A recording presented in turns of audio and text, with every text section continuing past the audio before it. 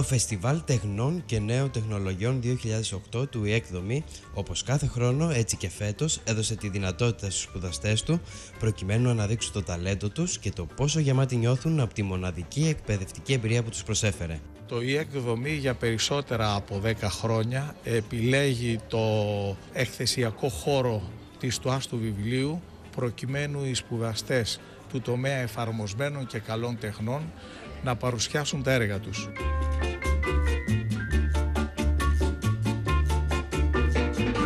Είναι μια ωραία ευκαιρία, διότι πέρα από τους γνωστούς και φίλους που έρχονται εδώ για να θαυμάσουν τις δουλειές των παιδιών, προσκαλούμε στελέχη επιχειρήσεων του χώρου που μέσα από τη δουλειά τους θα δουν και θα επιλέξουν τους αυριανούς συνεργάτες τους.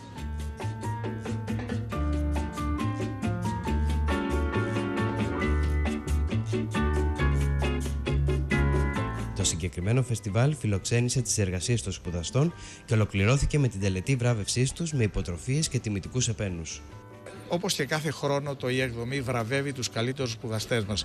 Σήμερα όμως αισθανόμεθα ιδιαίτερα περήφανοι, διότι κοντά μας έχουμε παλιό μας σπουδαστή που αποφοίτησε πριν από 3 χρόνια και το 2007 βγήκε πρώτος στο παγκόσμιο διαγωνισμό αρχιτεκτονικής. Και βέβαια αυτό μας κάνει να νιώθουμε ιδιαίτερα περήφανοι.